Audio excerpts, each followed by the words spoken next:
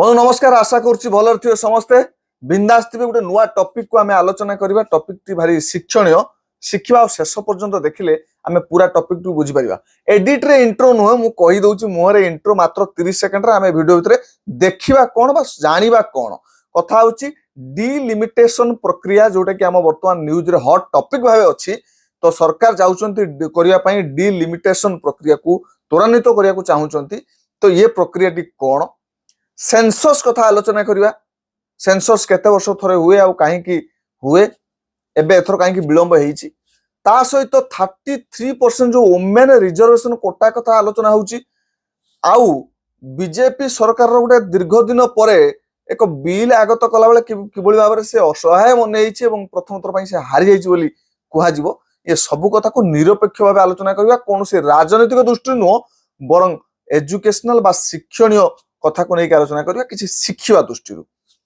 तेणु जो माने वीडियो को देखिए संपूर्ण देखिए एवं कौन पॉलिटिकल एजेंडा कथा को आलोचना करी आपनकर शिखिबा दृष्टि को लेकिन केते शिखिले कौन शिखिले तार मतामत आपण मतामत कमेंट रे देबे आमे खुशी होबा आउरी आपरे आलोचना करिबा।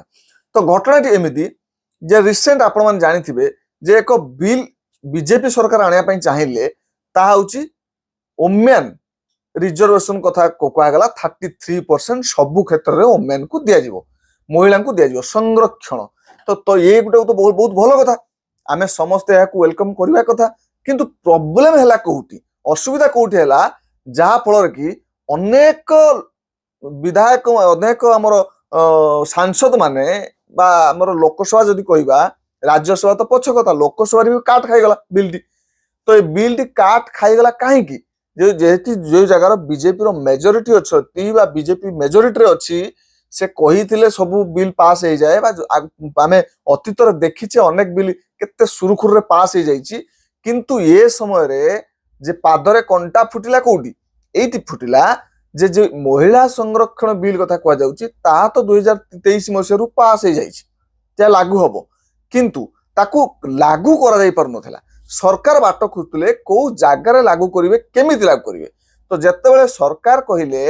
एई आसंता समय रे हमर डिलिमिटेशन प्रक्रिया को आमे त्वरान्वित करिया को जाउछु आरंभ करिया को जाउछु सेही समय रे ये महिला संरक्षण बिल को मध्ये सेठी ऐड कर दवार अछि। तो एठी हला असुविधा केमिति हला महिला संरक्षण बिल को केही भी विरोध करू नाहंती बा करू नथिले। किंतु एठी काई विरोध कले एठी पई विरोध कले जे डिलिमिटेशन प्रक्रिया जदि लागू हो जाए एबे पदवी रे थिबा सांसद माने सेमानकर जदि सीट रे संरक्षण लागू हो जो महिला संरक्षण तो सेमानकर पदवी चली जाई पारे बा असुविधा रे पड़ी पारे बा हठात जतबे चेंज होउची सेमानकर जो तांकर वंशधर बा तांकर परवर्ती पीढ़ी तांकर किए हेबे ए समस्याटी देखा दला समस्त भितर तांकर पदवी चली जाई पारे। तो ये भय रे अनेक वोट देले नहीं बा बिल को पास करिया पई देले नहीं। तो आमे जानिबा वर्तमान ये डिलिमिटेशन प्रक्रिया टी कोन डिलिमिटेशन प्रक्रिया को जानिया पई हेले हमकु सेंसस कथा भी जानिया पड़िबो। आपण माने जानि चंदी जे आम देश रे सेंसस बा जनगणना प्रत्येक 10 वर्ष रे थरे करा जाए। 10 वर्ष रे काहे करा जाए ए कथा बुझिया पई उहे तो आपण मानकु असुविधा हबो नै जे सरकार इंप्लीमेंट करिया को चाहुतबा जे कोनोसी योजना को सहज रे जानि हबो इंप्लीमेंट करि हबो। को अंचल रे केते लोक रहिले को अंचल रे केते धर्मर लोक रहिले केते जातिर लोक रहिले अवश्य जातिर कथा आगु गणना करा जाउ नथिला। तो ए कथा भी जानि हबो केते लोक चाकरी कले केते लोक चाकरी कले नाही केते मैरिड विवाहित केते विवाहित नोंती केते पुरुष केते महिला कोठी पानी पीवा पानी असुविधा रहिछि कोठी जो पायखाना असुविधा रहिछि कोठी स्कूल नाही कोठी रास्ता नाही कोठी कच्चा रास्ता कोठी घर नाही ये सबु कथा से डिटेल रहिबो सेंसस रे बा जनगणना रे। एइति पई 10 वर्ष थरे जनगणना करा जाए। किंतु एई जो कोरोना समय रे आपण 1951 मसिया पाखरु आपण देखि आसीबे 1951 रे फास्ट हेला तापर हेला 1961 1971 1981 एमिति चाली आसी 2011 रे हेइदिला हमर या पूर्वर शेष जनगणना 2011 परे हबार थिला 2021 रे। किंतु 2021 रे जो कोविड समय आस्तिला कोरोना रो समय सेही समय रे भारत सरकार एहा को करिया पई बा द्विधाबोध कले बा करि पाले नाही बा संभव हैला नाही। अवश्य एही समय रे बांग्लादेश किंबा हमर पड़ोसी देश माने श्रीलंका ए माने से समय रे सुरक्षित भाबरे नेपाल बांग्लादेश एमान सब भारी सुरक्षित भाबरे करिजंती। एमती डिजिटल माध्यम सेंसस किसी असुविधा नहीं हेले भी भारत एक बृहत जनसंख्या विशिष्ट देश होइतिबारु एठी करिया पाए टिके असुविधा देखादेला एई दृष्टि तो जनसंख्या बा जनगणनाटी हेई पारला नहीं 2021 रे बर्तमान हेई गलानी 2026 पुणी 2031 अल्प दिन रहिला तार 20 वर्ष गोटे गैप हेई सरकार जो नुआ योजना कार्यकारी करेंगे कौटी कौन असुविधा रहा केते पुरुष महिला कहली तो ए असुविधा देखादेव से सरकार चाहिए निहाती खूब शीघ्र यहाँ हवा दरकार तेणु 2026 आरंभ करने चाहिए ये आसीज डिलिमिटेशन प्रक्रिया जे आम आर्टिकल आम संविधान धारा 82 कहूँ आर्टिकल 82 कहूँ जे जितेबाला सरकार कौन करेंगे ना जो सेंसस हम सेंसस जस्ट परे परे ये डिलिमिटेशन प्रक्रिया आरंभ हम डिलिमिटेशन प्रक्रिया कौन ना जे आमर लोक संख्या को नेकी एमपी बा एमएलए धर नि जाऊ ओडिशार गोटे अंचल नेकी गोटे निर्दिष्ट संख्यक लोकों को नेकी जड़े एमएलए सीट अच्छी जड़े एमपी सीट अच्छी एमएलए सीट स्टेट रे एमपी सीट आम दौचे क्या सेंटर को तो ताले जिते लोक संख्या बढ़ी बढ़ी जाउछंती जेहेतु भारत जनसंख्या बहुत द्रुत गति बढ़ुची आमर 10 वर्ष थे जिते गोटे एमपी मु आपको क्लीयर कही दउची 1971 मसीहा बेलू जड़े एमपी पाखापाखि लक्षे 10 लक्ष लक्ष नु भूल कहली 10 लक्ष लोकों जड़े एमपी थिले आनुमानिक भावंतु तो से समय 10 लक्ष लोकों मत को लेकिन जड़े एमपी होते सेमिति स्टेट जड़े एमएलए होगापाई गोटे क्राइटेरिया थिला गोटे निर्दिष्ट संख्यक 2 लक्ष 3 लक्ष लक्षे लोकों को लेकिन जड़े विधायक पद रोला जिते जनसंख्या बढ़ी जाऊँगी ये संख्या बढ़ीगला ताने आजिका समय जब आप विचार करेंगे ताले पाखापाखि 30 लक्ष लोकों को लेकिन जड़े एमपी अच्छी तो से 30 लक्ष समस्या को बुझा कष्टकर हो पारे गोटे विराट बड़ एरिया को लेकिन से काम करवा कष्टकर हो पारे से जो प्रक्रिया को जनसंख्या बढ़िले माने पुणी जनसंख्या अनुजाई एमपी रो सीट बढ़ाई दिया एमएलए रो सीट बढ़ाई दिया यह कह जाए डिलिमिटेशन प्रक्रिया मुझे भारी सहजरे कहे जदि टेक्निकल लैंग्वेज को न जाइकी सांविधानिक भाषा को न जाइकी भारी सहजरे आपण मन बुझाई चाहे ताले यह कह डिलिमिटेशन प्रक्रिया ताले डिलिमिटेशन प्रक्रिया प्रत्येक वर्ष ठीक है आसुला किसी असुविधा नहीं जेहेतु कोरोना समय असुविधा रहीगला से आप भावुवे जे असुविधा रही जाइए एबे से 2026 रे मोदी सरकार चाहूँगी करने ना एठी गोटे बड़ गैप हो जाए बर्तमान कह जाउची जे पाखापाखि 50 वर्ष हो गलानी डिलिमिटेशन प्रक्रिया है नहीं आपण मन में पुणी प्रश्न आसो जे जदि प्रत्येक 10 वर्ष थे डिलिमिटेशन प्रक्रिया करा जाउथिला ताले एबे केमती 50 वर्ष गैप हो गला मु आपन कहि दउची 1951 मसिया रे जेतो सेंसस बा जनगणना हैला 1952 मसिया रे गोटे वर्ष परे लागू करा गला कोन डिलिमिटेशन प्रक्रिया 498 99 पाखापाखि सदस्य धीरे धीरे से बढ़िले केतबेले पुणी बढ़िले ना 1961 मसीह है 1961 मसीह जोटा है जनगणना 1963 मसीह डिलिमिटेशन प्रक्रिया है पुणी विधायक बा एमएलए मान संख्या बढ़िला पुणी कौन है ना 1971 मसीह जो जनगणना है 1973 मसीह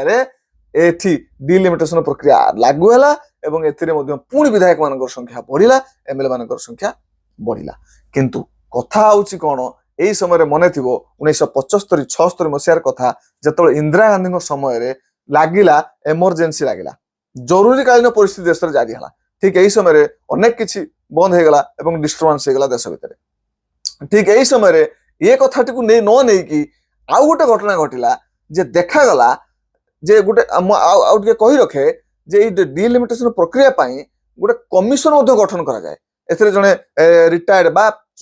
करेंट जज रुहंती सुप्रीम कोर्ट जज रुहंती से दायित्व रे अन्य सभ्य रुहंती गोटे कमिटी गठन करा जाए से कमिटी माध्यम रे केमिति कोन नियम करा जिवो जेमिति सबु विभाग पई सबु काम पई गोटे कमिटी गठन करा जाए सेमिति कमिटी गठन करा जाए ताले एठी से कमिटी कोन मत देला जे एठी धीरे धीरे कोन होची साउथ इंडिया आ नॉर्थ इंडिया जति हमें बुझिबा दक्षिण भारत उत्तर भारत आपन आउर इजी कर दोची जे उत्तर भारत कहले आमे बुझिबा उत्तर प्रदेश मध्य प्रदेश बिहार झारखंड छत्तीसगढ़ मोटामोटी भाव यही अंचल आउ जदि आम दक्षिण भारत बुझा आप जानी साउथ इंडिया कथा तो सेठी हूँ तमिलनाडु केरल कर्णाटक आंध्र प्रदेश आउ रहा जो आम भाग हो बर्तमान आंध्र प्रदेश तेलेंगाना एमती भाग हो ये भी रही ये समस्त राज्य रहिले कोठरे ना दक्षिण भारत रे तो दक्षिण भारत आ उत्तर भारत भितर देखागला जे उत्तर भारत रे जनसंख्या अधिक कहीं जनबहुल अंचल एगुड़िक आउ शिक्षार हार कम तेणु एठी जी अवेयरनेस क्रिएट हो पारानी जनसंख्या कमेवाई धीरे धीरे जनसंख्या प्रबल मात्रा बढ़ी चला जेहेतु आमर जनसंख्या को लेकिन एमपी एमएलए सीट एमएलए को भूली जेहेतु स्टेट लेवल एमएलए किसी समय भूली जा जेहेतु एमपी सीट बा आम देश को प्रतिनिधित्व करुवा सीट संख्या राज्यसभा भी हो बा लोकसभा भी हो उभय ये प्रतिनिधित्व करुवा व्यक्ति को जो बछा जाए बा सीट दिया जाए से सीट क्या देखी दि जाए ना दि जाए लोक संख्या को देखिकी एठी आमे कौन देखिले ना लोक संख्या धीरे धीरे उत्तर भारत में बढ़ी बढ़ी चली द्रुत गति माने नुहे दक्षिण भारत में बढ़ू ना दक्षिण भारत में अल्प बढ़ला बेले एमती भावी दिंतु दक्षिण भारत गोटे परिवार रे गोटे पिला बेले उत्तर भारत में से गोटे परिवार रे 4टी 5टी पिला हेले या द्वारा गोटे बड़ गैप देखागला जिते सब सीट बढ़िला एमपी मानकर सांसद मानकर एठी उत्तर भारत में अधिक बढ़ीगला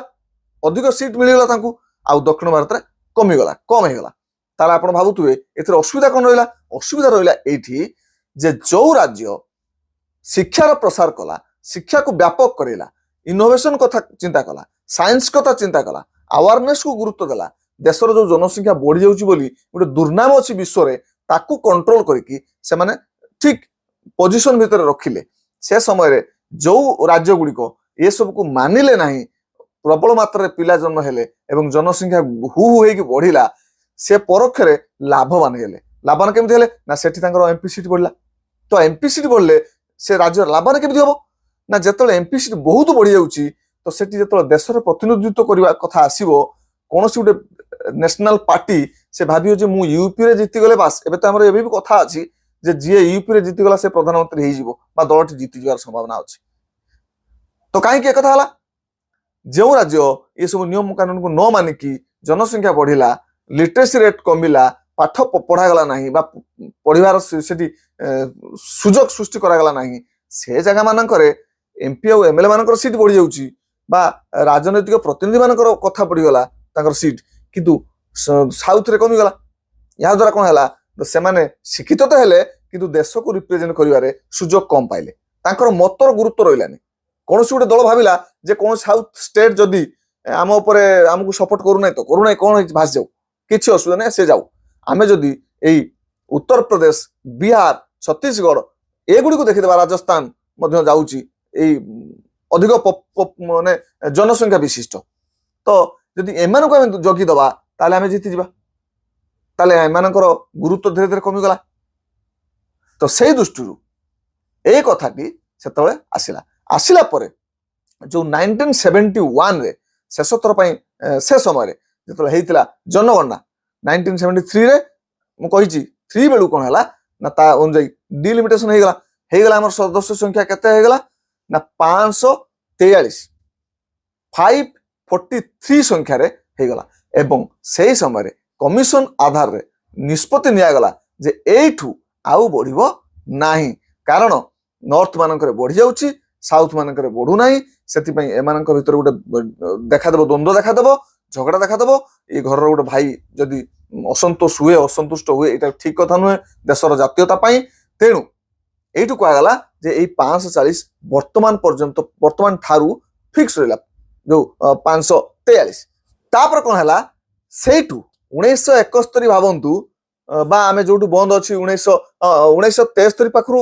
डिलिमिटेशन होता किंतु 1976 रे गोटे 42तम संविधान संशोधन होता ये संविधान संशोधन समय ये कथाटी कहगला ताले 1900 देखा 76 रु एबे पूरा 26 पाखापाखि 50 वर्ष कौन पूरा 50 वर्ष हो 50 वर्ष जाए जनसंख्या एत बढ़ी जाइए किंतु आउ राजनैतिक पदवी बा जो एमपी सांसद मान सीट संख्या बढ़े ना तो असुविधा ये निहाती बढ़िया कथा आप पचारे बढ़िया कथा कि उचित कि नुहे निहाती उचित जे जड़े लोक जड़े सांसद अंडर रे 30 लाख लोक रही ठीक नुह जदि आम भारत बाहर देश को जीवा जापान जीवा जर्मन जीवा फ्रांस जीवा यूके जीवा यूनाइटेड स्टेट्स अमेरिका जीवा ये देश मानक बहुत कम भावी दिखाते लक्षे 1.5 लाख 3 लाख ଲୋକଙ୍କୁ ନେଇକି ଗୋଟେ ଗୋଟେ ଏମପି ସିଟ୍ ତିଆରି ହଉଛି ଯଦି ଲୋକଙ୍କୁ ପ୍ରତିନିଧିତ୍ୱ କରୁଥିବା ଲୋକ ଯଦି ଏମପି କୁହାଯାଏ ତ ସେଇ ତ ସେ ଜାଗାରେ ଭାରତର 30 ଲକ୍ଷ ତାହେଲେ ଜଣେ ସୁଶାସନ ଦବ କେମିତି ତ ସମ୍ବିଧାନ ବି କହୁଛି ପ୍ରତ୍ୟେକ ସେନ୍ସସ୍ ପରେ ପରେ କରିବା କଥା ତାହେଲେ ଆମର ତ ଏବେ ସେନ୍ସସ୍ ଆରମ୍ଭ ହେଇଯାଇଛି ଜନଗଣନା ତେଣୁ ସରକାର ଏବେ ଚାହିଁଲେ ଯେ ଜନଗଣନାଟିକୁ କାର୍ଯ୍ୟକାରୀ କରିବେ ଏବଂ ଜନଗଣନା ପରେ ପୁଣି ଡିଲିମିଟେସନ ଯୋଉଟା ପେଣ୍ଡିଂ ହେଇ ପଡିଥିଲା ସେଟା କରିବେ ତ ଏଯାଏ କିଛି ଅସୁବିଧା ନଥିଲା ଯଦି ଅସୁବିଧା ପୁଣି କୋଉଠି ହେଲା ନା ପୁରୁଣା କଥା ପୁରୁଣା ଘା ଏବେ ବି ସାଉଥ ଇଣ୍ଡିଆନ ଷ୍ଟେଟ୍ସ ମାନେ ସବୁ ମିଶିକି ଏହାକୁ ବର୍ତ୍ତମାନ କଣ କରୁଛନ୍ତି ନା ବିରୋଧ ପ୍ରଦର୍ଶନ କରୁଛନ୍ତି ଯେ ସରକାର କେନ୍ଦ୍ର ସରକାର ଯାହା କରୁଛନ୍ତି ଠିକ କରୁନାହାନ୍ତି କାରଣ ଆମ ସ୍ୱାର୍ଥ ବିରୋଧରେ ଯାଇକି ବର୍ତ୍ତମାନ ଯଦି ପୁଣି ବି ସିଟ୍ ବଢିବ ତାହେଲେ ନର୍ଥ ଇଣ୍ଡିଆନରେ ବା ଉତ୍ତରପ୍ରଦେଶ ବିହାର ଏ ରାଜ୍ୟ ମାନଙ୍କରେ ଅନେକ ସିଟ୍ ବଢିଯିବ ଯଦି ସରକାର ଚାହୁଁଛନ୍ତି ପାଖାପାଖି 850 ବା 818 ଆଡେ ସିଟ୍ କରିବେ ବଢେଇକି ତାହେଲେ ଏଥିରେ ଅନେକ ପାଇଯିବେ ୟୁପି ଆଉ ବିହାର ଛତିଶଗଡ଼ ଝାଡଖଣ୍ଡ ଏସବୁ ପାଇବେ ନାହିଁ ବେଶୀ ସାଉଥର କୌଣସି ରାଜ୍ୟ ତେଣୁ ସେମାନଙ୍କ ଭିତରେ ଏ ବିବାଦ ସୃଷ୍ଟି ହେଉଛି ଯେ ଆମେ ଭାରତ ପାଇଁ ଏତେ କଥା କରିକି ଭାରତର ଲିଟରେସି ରେଟ୍ ବଢେଇକି ଆପଣ ଜାଣିଛନ୍ତି କର୍ଣ୍ଣାଟକ ଷ୍ଟେଟ୍ ସବୁଠୁ ଅଧିକ ଟ୍ୟାକ୍ସ ଦଉଛି ସରକାରଙ୍କୁ କେନ୍ଦ୍ର ସରକାରଙ୍କୁ ଟ୍ୟାକ୍ସ ସଂଗ୍ରହ କରିକି ତାହେଲେ ଯଦି ଆମେ ଏତେ କିଛି କରୁଛେ ଆମ ବିପକ୍ଷରେ ଏ କଥାଟା ତ ଯିବ ଆମର ରିପ୍ରେଜେଣ୍ଟେସନ ରହିବ ନାହିଁ ଆମର ପ୍ରତିନିଧିତ୍ୱ କମିଯିବ ଏଇଟା ତ ଠିକ କଥା ନୁହେଁ ଆପଣ କହିବେ ତାହେଲେ କୋଉଟା ଠିକ ଠିକ ଏଇଆ ଆମେ ତ କହିପାରିବା ନାହିଁ ତ କମିଶନ ଗଠନ ହେଇଛି ସେ କମିଶନ ନିଷ୍ପତ୍ତି ନବ ତେବେ କମିଶନ ନିଶ୍ଚୟ ଭଲ ନିଷ୍ପତ୍ତି ନଉ ଆମେ ଚାହୁଁଛେ ଯେ ଉଭୟ କଥା ରହୁ ସାଉଥର ଯୋଉମାନେ ସ୍ୱର ଉତ୍ତୋଳନ କରୁଛନ୍ତି ସାଉଥର ମୁଖ୍ୟମନ୍ତ୍ରୀ ମାନେ ସେମାନଙ୍କ ଲୋକମାନେ ତାହା ବି ଠିକ ନର୍ଥରେ ଯୋଉ ଲୋକମାନେ ବସିଛନ୍ତି ଦାବି କରୁଛନ୍ତି ଯେ ଆମର ଜନସଂଖ୍ୟା ବଢିଯାଇଛି ଜନସଂଖ୍ୟା ଅନୁଯାୟୀ ଆମକୁ ଆମର ଏମପି ସିଟ୍ ବଢାଯାଉ ତାହା ବି ଯଥାର୍ଥ ସମ୍ବିଧାନ ଅନୁଯାୟୀ ଉଭୟକୁ ଦୃଷ୍ଟିରେ ରଖି କମିଶନ ସରକାର କିଛି ଗୋଟେ ମଧ୍ୟବର୍ତ୍ତୀ ନିଷ୍ପତ୍ତି ନେବେ ବୋଲି ଆମର ଆଶା ଆମର ଏ ଭିଡିଓର ଉଦ୍ଦେଶ୍ୟ ଥିଲା କେବଳ ଯେ ଏ ପ୍ରସଙ୍ଗଟିକୁ ଭଲ ଭାବରେ ବୁଝିବା ତ ମୁଁ ପ୍ରଥମରୁ କହିଥିଲି ଏ ପ୍ରସଙ୍ଗ ସହିତ ଯେତେବେଳେ ସରକାର ଏଡ୍ କରିଦଉଛନ୍ତି ଯେ ମହିଳା ସଂରକ୍ଷଣ କଥା ଏଇଠି ବିବାଦ ହେଲା ନିଜ ଭିତରେ ବି କନ୍ଦଳ ଆରମ୍ଭ ହେଇଗଲା ନିଜର କିଛି ମଧ୍ୟ ଏମପି ମଧ୍ୟ ଏହାକୁ ସମର୍ଥନ କଲେ ନାହିଁ ତାର କାରଣ କଣ ହେଲା ନା ସରକାର କହିଲେ ଯେ ଯଦି ଏବେଠୁ ଲାଗୁ ହେଇଯାଏ ତାହେଲେ ଅସୁବିଧା ହେଇଯିବ 818 ତ କରିବା କଷ୍ଟ ହଉଛି ଡିଲିମିଟେସନ ପ୍ରକ୍ରିୟାକୁ ବିରୋଧ କରୁଛନ୍ତି ସାଉଥର ଷ୍ଟେଟ୍ ମାନେ ଯଦି 818 ନ କରିକି ବି ସେଇ 543 ରହିଥିବା ପଦବୀକୁ ନେଇକି ଯଦି ଓମେନ୍ ରିଜର୍ଭେସନ ଲଗେଇ ଦିଆଯାଏ ତାହେଲେ ଏଥିରୁ ଅନେକ ଏମପି ସିଟିଂ ଏମପି ଯୋଉମାନେ ଏବେ ବି ଅଛନ୍ତି ତାଙ୍କର ଆସନ ଟଳମଳ ହବ ବା ତାଙ୍କର ସେଇ ଯୋଉ ସ୍ଥାନ ସିଟ୍ ବିପଦରେ ପଡିଯାଇପାରେ ଏଇଥିପାଇଁ ବିବାଦଟି ହେଇଛି ମୁଁ ଭାବୁଛି ଆମେ ଯୋଉ ଯୋଉ କଥା ଗୁଡିକ ପ୍ରଥମେ ମୁଁ କହିଥିଲି ଆଲୋଚନା କରିବା ଟିକେ ଟିକେ କରିକି ସବୁ କଥା ଆଲୋଚନା କରୁଛନ୍ତି ଆଉ ସବୁ ଗୁଡିକ ଏଜୁକେଶନାଲ ପର୍ପୋଜରେ ଆମେ କିଛି ଶିଖିବା ଉଦ୍ଦେଶ୍ୟରେ ଅନ୍ୟ କୌଣସି ଉଦ୍ଦେଶ୍ୟ ନାହିଁ ଆପଣମାନେ ଯଦି ଭଲ ଲାଗିଛି କୋଉ କଥାକୁ ବିସ୍ତାର ରୂପେ ଜାଣିବା ପାଇଁ ଚାହୁଁଛନ୍ତି ତାହେଲେ କମେଣ୍ଟ କରିବେ ସେ ଉପରେ ଆମେ ପୁଣି ଆଲୋଚନା କରିବା ପୁଙ୍ଖାନୁପୁଙ୍ଖ ଆଲୋଚନା କରିବା ଧନ୍ୟବାଦ ଯଦି ଭଲ ଲାଗିଛି ସେୟାର କରିଦେବେ ଆଉ ଲାଇକ୍ କରିବେ